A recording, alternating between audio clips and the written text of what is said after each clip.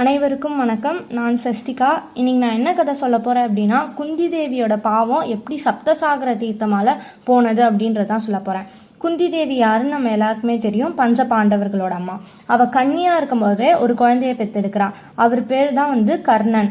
So கன்னியாக இருக்கும்போது ஒரு குழந்தைய வளர்க்குறது அப்படின்றது ஊரில் எல்லாருமே தப்பாக பேசுவா அப்படின்னு சொல்லிட்டு கர்ணன் அவள் என்ன பண்ணுறா அப்படின்னா ஆற்றுல இறக்கி விடுறா. இது மகா பாவம் அப்படின்றதுனால இவ தேவ்மியர் முனிவர் அப்படின்றவர்கிட்ட போய் என்னோட பாவத்துக்கான பரிகாரம் என்ன அப்படின்னு கேட்குறா. அவர் என்ன சொல்கிறாரு அப்படின்னா, நீ திருநல்லூர் போ, அங்கே ரோமசர முனிவர் அப்படின்னு ஒருத்தர் இருப்பார், அவர்கிட்ட போய் உன்னோட பாவத்துக்கான பரிகாரத்தை கேளு அப்படின்னு சொல்லுவார். சரி, நீ திருநல்லூர் போவா, அங்கே போய் அந்த முனிவர்கிட்ட வேண்டுவா. அப்போதான் அவர் என்ன சொல்லுவார் அப்படின்னா, நாளைக்கு மகாமகம். மகாமகம் அப்படின்றதுனா மாசி மகம். ஸோ மாசி மகத்தை தான் நம்ம மகாமகம் அப்படின்னு சொல்லுவா.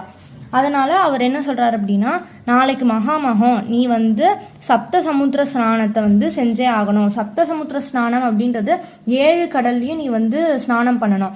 7 கடல் என்னென்ன அப்படின்னா, உப்பு கடல், கருப்பஞ்சாற்று கடல், கட்கடல், நெய்க்கடல், தயிர்கடல், பார்க்கடல், நன்னீர் கடல்.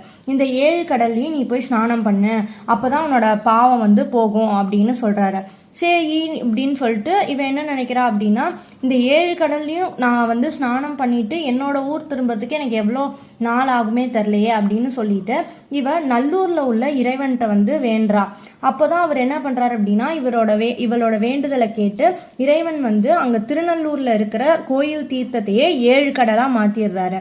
அதனால்தான் மாசி மகம் அப்ப நம்ம போய் அங்க நீராடினா நம்மளோட பாவம் எல்லாம் போயிடும் அப்படின்றது ஒரு கருத்து. அதனால நம்மளால மாசி மகம்ல போக முடியலனாலும் எப்போ நமக்கு டைம் கிடைக்குதோ அங்கே போய் நீராடிட்டு வந்தா, ஸ்நானம் பண்ணிட்டு வந்தா நம்மளோட பாவம் எல்லாம் போகும். நன்றி, வணக்கம்.